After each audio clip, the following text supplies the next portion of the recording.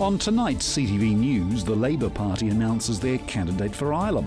Car parking is reduced in the new district plan, and the virtual tour shown to the Duke and Duchess of Cambridge gives a glimpse of a future Christchurch.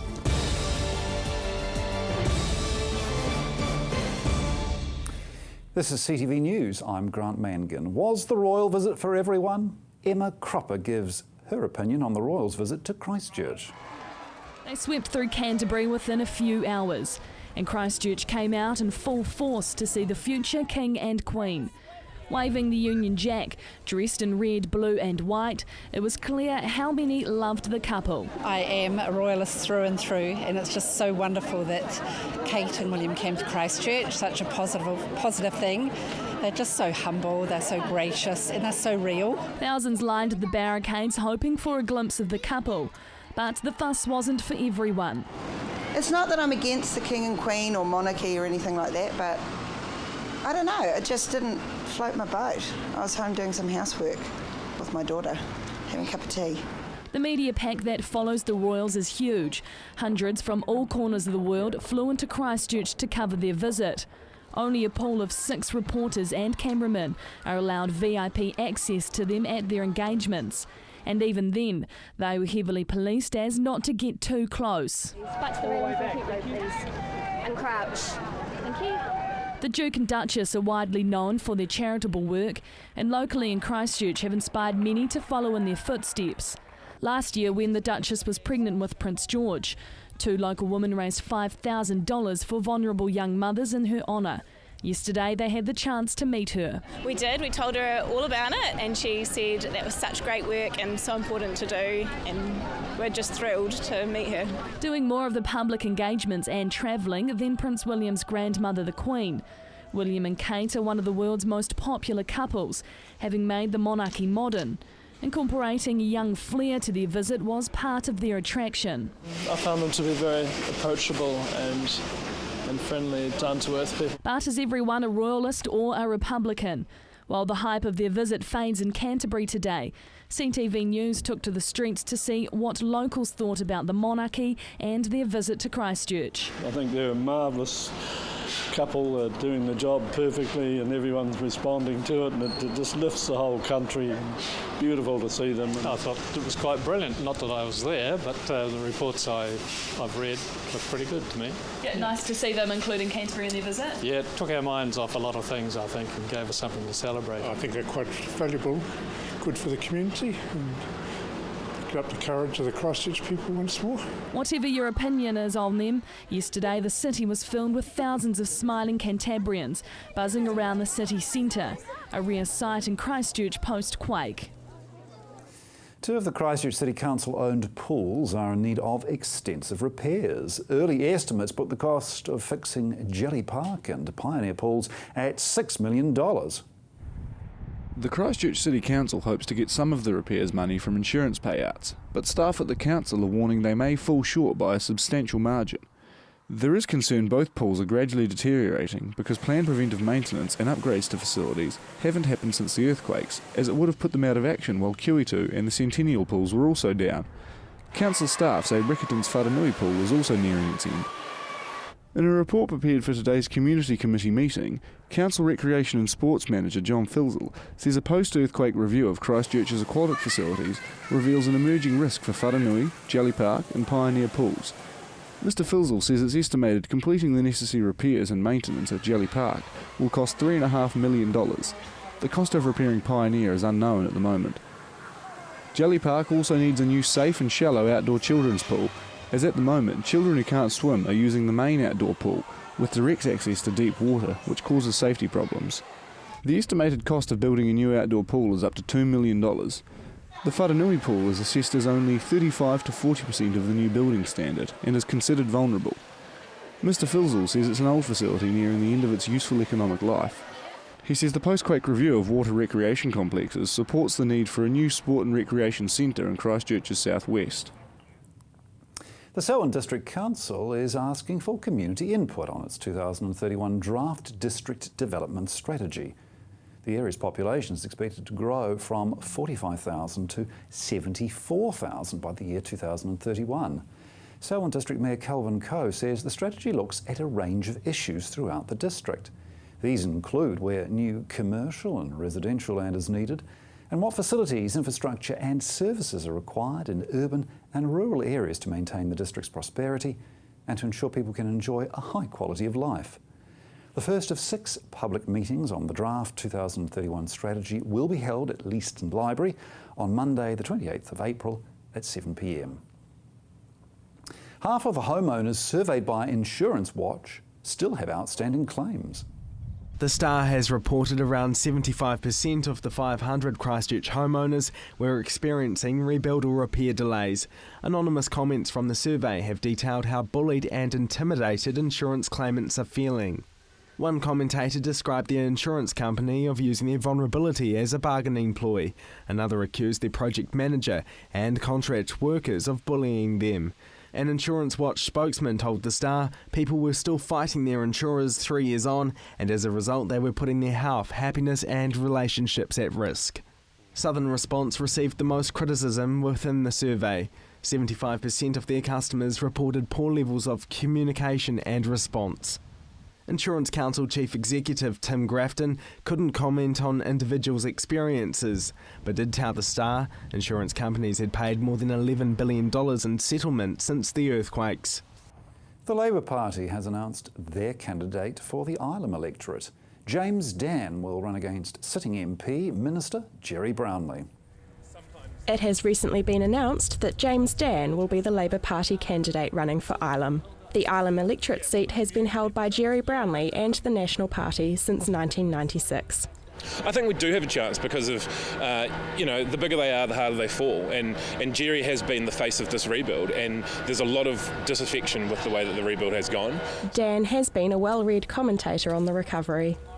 He ran to contest the Christchurch Central seat, but lost out to Tony Milne in March. I'd be lying if I said that I wasn't disappointed with to not get Central, but I believe the issues that are facing Christchurch are, they didn't go away just because I didn't get the selection for Central. James Dan is keen to get stuck into those issues. One of the big issues around Ilam, and it is one that affects all of Christchurch's transport issues at the moment, and Jerry's actually also the Minister of Transport at the moment, but doesn't seem to have made much of a difference in Christchurch or his own electorate of Ilam. Ilam also represents an opportunity. Traditionally, young people and students are underrepresented in the polls. We do need to turn out the youth vote, and obviously Ilam has a number of university students. Many of them will be people who haven't voted for will be able to vote for the first time. So it's in our interest to try and get those people, as many of them as possible, enrolled. A long-time resident of Christchurch, Dan says that Brownlee has neglected his electorate. Jerry seems to be focused on the rebuild and not really particularly much on his own electorate, and I think that there's a real chance to get in there and actually highlight some local issues in the Ilam electorate. The contest could get very interesting. James Dan's campaign will determine whether the seat finally goes red or remains staunchly blue. Kate McNabb, CTV News. Coming up, car parking is being squeezed in the new district plan.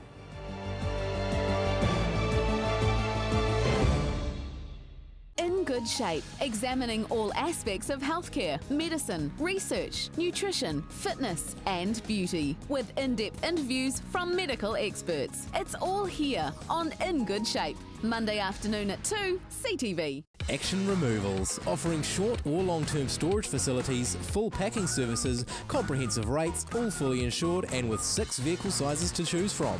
Earthquake repairs? Action Removals pack, move, store and return your valuable possessions stress-free. Action Removals, a family business that has been operating in Christchurch for over 10 years. Action Removals, your one-stop removal service on time, every time. 0800 222 526.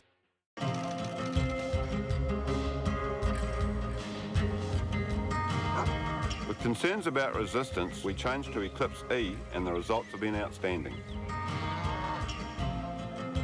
We use Eclipse to grow all our dairy replacements to their full potential. For optimum weight gains, for 5-star beef contracts, we use Eclipse. Eclipse, pour-on and injection for cattle. Proudly available from your local vet. The home show sale is on. Hi, Mike from Four Seasons. We have the largest range of gas and wood burners on display. All wood burners and gas fires are heavily reduced. Save up to $1,300 on fire and flue packages. The home show sale at Four Seasons Home and Leisure, Tower Junction Mega Centre. Avoid the monkeys when it comes to relocating. Trust A1 Movers, a family business since 1993 that guarantees a professional job every time. We carefully handle and wrap your valued items, ensuring they have a safe journey. Secure storage and insurance options are also available. A1 Movers, the careful, caring moving company. Oi!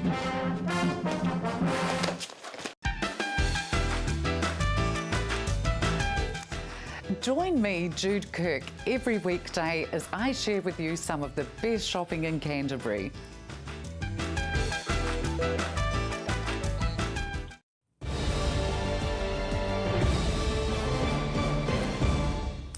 The Christchurch City District Plan Review has just gone through its first round of public consultation.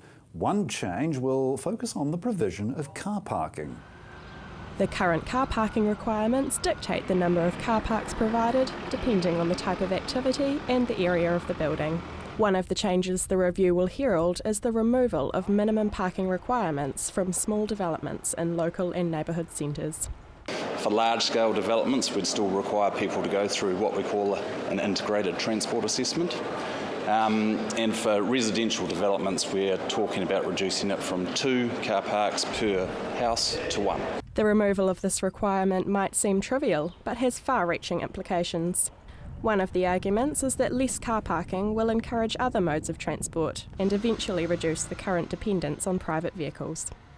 The reality is, if there's lots of car parkings in a location, people will probably take their car there. But if those car parks are minimised, then people might choose other forms, such they might choose to walk, they might choose to take their bike, or they might jump on a bus. But car parking can be a polarising issue. The argument can be made that cars will remain the most convenient mode of transport in the future.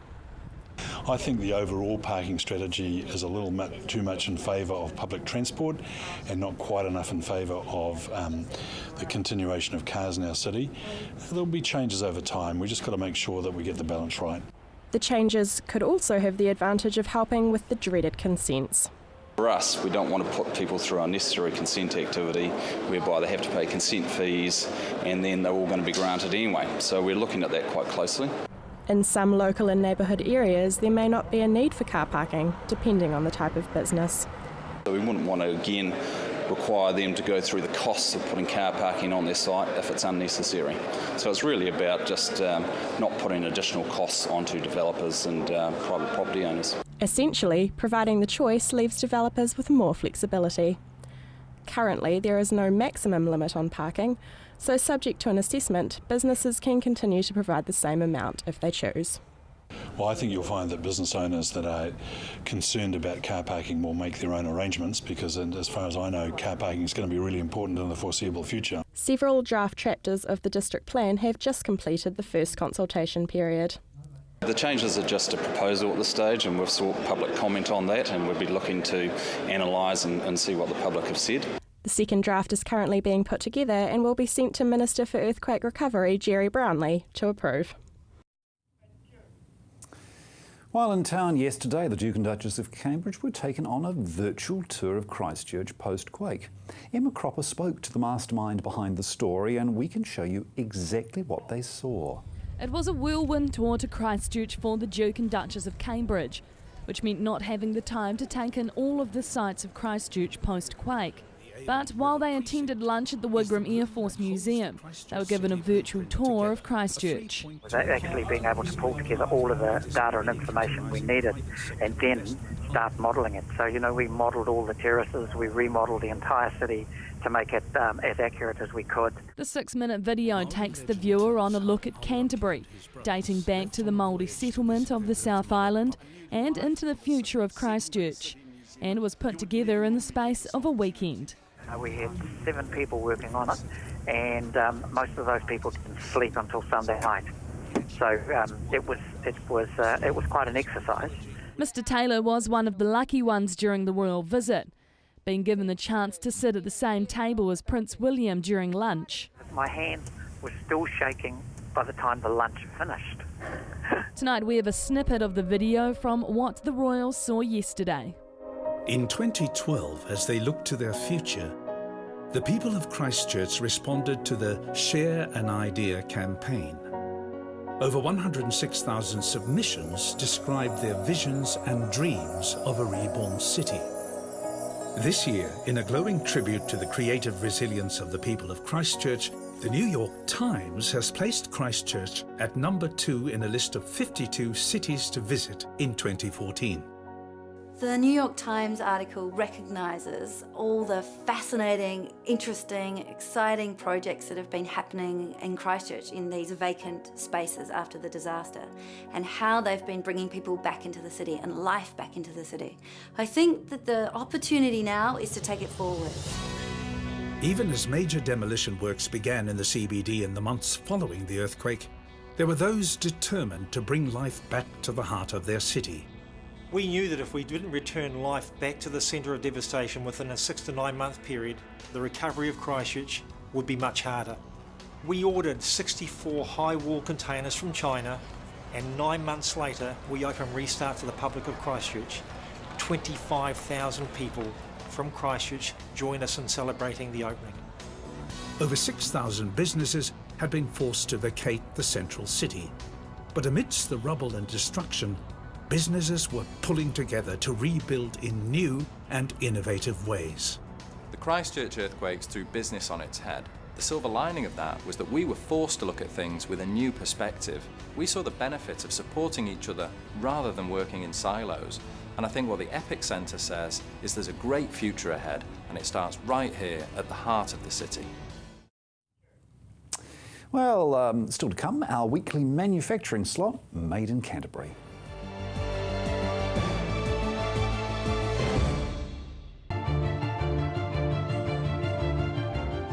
I'm Chris Lynch. Join me for CTV's new current affairs show Lynched every Monday at 8:30 right here on CTV, where I talk to the decision makers and those responsible for running our city. Action Removals, offering short or long-term storage facilities, full packing services, comprehensive rates, all fully insured and with 6 vehicle sizes to choose from. Earthquake repairs? Action Removals pack, move, store and return your valuable possessions stress-free. Action Removals, a family business that has been operating in Christchurch for over 10 years. Action Removals, your one-stop removal service on time, every time. 0800 222 526. My son's helped me greatly with my independence now that I've got more mobility. Mum, I've been looking into stand assist chairs from More Mobility. They recline back with a footrest, then when you want to get out of them, they stand you up. You can even sleep on them. More Mobility can bring one out for a free trial. There's even electric beds too. What do you think? For more range and more expert advice, see More Mobility, corner Clarence and Princess Streets off Blenheim Road. What a difference more mobility makes. Hi, I'm Steve and welcome to Carpet Kingdom. At Carpet Kingdom we stock a massive range of carpets and we're also the largest vinyl stockist in the South Island. And not only do we have an excellent range in store, but you can purchase our stock online. We offer free measuring quotes, we have our own installation team, we ship nationwide, so come on down and see us at Carpet Kingdom, 312 Wilsons Road in Waltham, just off Brougham Street, or visit us online at carpetkingdom.co.nz. Christchurch has its very own enchanted utopia, the Hitching Post. Pop in and see for yourself. A magical assortment of handmade creations, custom-made candles and artwork. Choose from our huge range of water features, garden art and imported giftware. Specialists in handcrafted metal artwork made in store. Nestled on 722 Marshlands Road. The Hitching Post, defining art our way. Meet the people behind the biggest political stories and scandals of recent times and discover a different perspective. People in Politics. Monday afternoon at 1:30, CTV.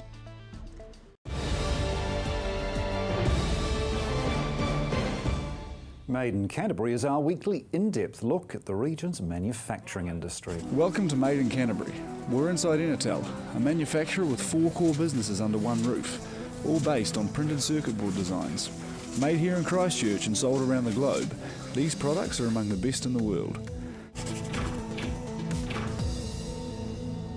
Inatel has 4 main branches, and all of its products have a common link other than the roof under which they are made.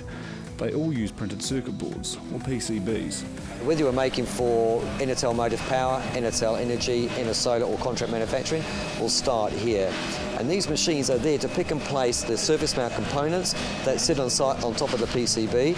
They will pick and place around about 1970 components in less than 2 minutes. And that will be the first stage of the process. Trevor Foster says it's a little like making a pizza. First of all, you need your base, which is your PCB. Then you need to put your basic ingredients, which is your surface mount technology, and that will be your R's and C's, your resistors and capacitors, some crystals. Then you put on your ICs and integrated circuits, and then we've got to cook it. And that's the part which does in the big long oven there. That will then basically cook your pizza, melt the solder, evaporate the paste, and at the end you've got your base pizza ready to go. Then the pizzas need baked. They all go through this oven and have solder applied to hold the boards together. The first PCB destination we're looking at is the Telecoms division. We have Inatel Energy, and that is a turnkey project division around everything to do with telecommunications. If you've got a network that you need to keep running, or you've got a data centre, we have all the profiles and all the technology to manage a complete turnkey solution there. Turnkey means making products ready to go just by turning a key. Motive Power makes chargers for forklift batteries, and this technology is the product of some bright sparks. They have 2 types of chargers, one of which is unique in the world. The world's smallest high-efficiency battery charger for the forklift materials handling vehicles in the world. And what these are very lightweight. You can pick them up and move them, but they're full of intelligence. This is the XHF battery charger unit, and the forklift will simply back itself into here, dock it, and it will then actually recognise the profile of that particular battery, download its profile, and then charge that battery 20% more efficient than a traditional 50 to 60 kilohertz standard charger for the same battery. And that one eventually, just on charging, will save you up to $3,000 just in the life cycle of that particular charger, of that particular battery, sorry. These go off to North America to supply Crown forklifts. The final part of the factory, Intersolar, makes solar inverters, which convert DC current coming from solar panels on houses' roofs into AC to be used in homes. When tied in with hot water systems, these can more than half the cost of household electricity. They're being widely used in the Christchurch rebuild. We created the Solar Ready box, and we are there helping companies like Stonewood Homes, Benchmark Homes and many others get involved in making it standard as they're rebuilding Christchurch as often and as frequently as we can. There are always between 130 and 200 staff here at Inatel. Most of the product the team makes goes overseas. And it's a typical New Zealand thing, isn't it, where we actually make most of our product and 90% is exported. The difference in that would be in the Intersolar division, whereby we are now becoming a very dominant player and have a large market share of the grid-tied solar inverter industry here in New Zealand. 60% of the solar inverters are sold here in New Zealand, and the rest go overseas. Like all exporters, the high and volatile Kiwi dollar takes its toll, and it's a challenge they constantly face. So there's a few ways to manage that. One is cost control, the other one is planning, good fiscal policy, doing buying and selling of exchange rates where we can, and contracts surrounding that. We do get a lot of assistance in terms of government subsidies and fundings where we're trying to develop a new market overseas, but really it comes down to quality fiscal management. Trevor Foster says it's important New Zealand retains these businesses. We are some of the cleverest people on the planet here in Christchurch, and what we mustn't do is lose them to overseas companies. See, many companies grow their business and then sell it, and then what happens to the engineers? They've got to follow that business where it goes. Mr. Foster says it's beneficial if we're a high-tech country who can compete internationally. Patrick Phelps, CTV News. If you're driving around the central city, CTV's traffic update will assist you navigating the repairs taking place.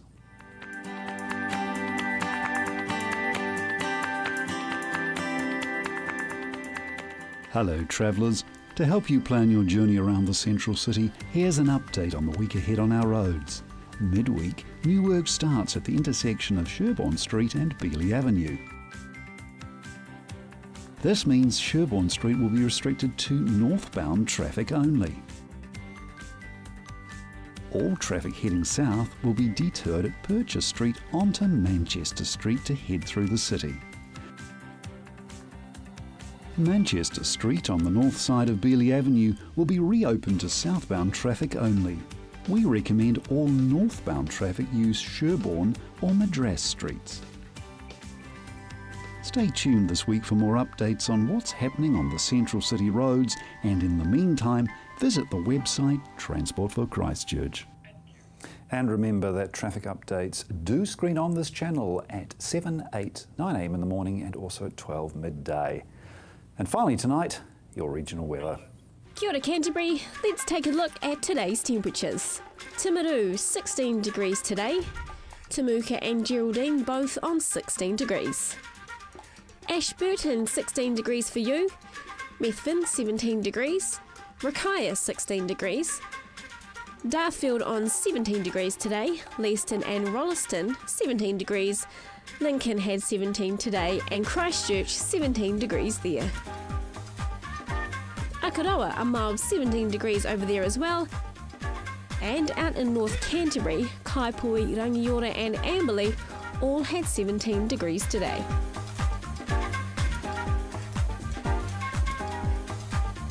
Inland now, Culverden and Hamner Springs 18 and also the same there in Cheviot.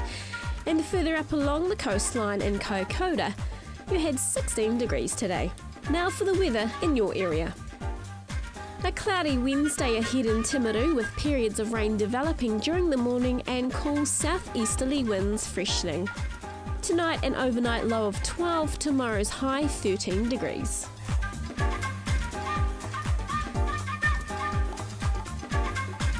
Another chilly damp Wednesday in store for Ashburton with heavy cloud and outbreaks of rain expected throughout the day. Tonight's low 12 degrees, tomorrow's high 13.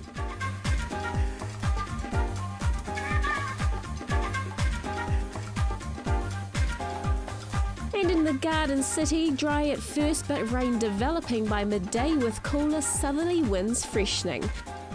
Tonight you'll have an overnight low of 13 with 14 for your high tomorrow.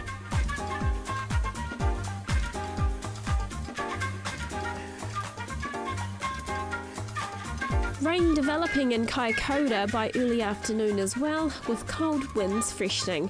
Tonight's low 13 degrees, tomorrow's high of 14.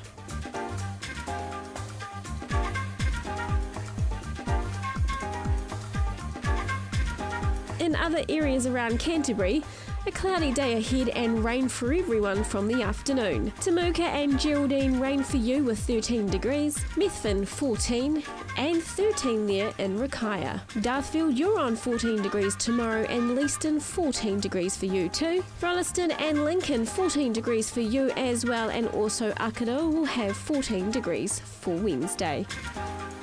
And in North Canterbury, Kaipui and Rangiora 14 degrees tomorrow.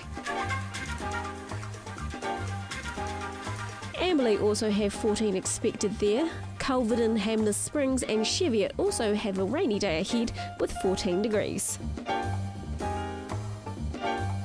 Looking ahead for Canterbury, periods of rain will develop during the afternoon and falls becoming heavy from evening. Fresh gusty southerly winds will become strong in the evening. And it's not looking promising for the beginning of our long weekend with heavy rain on Friday, although it will ease slowly later in the day. Strong gusty cold easterly winds decreasing gradually. Becoming fine and sunny on Saturday with mild temperatures and moderate northerly or northeasterly winds. Fine and mild with winds tending moderate northwesterly on Sunday and Monday. That's your weather update for Wednesday. Enjoy the remainder of your Tuesday evening. I feel as though I should apologise for that weather. Let's just hope we can stay warm and dry. That's CTV News. I'm Grant Mangan. Good night.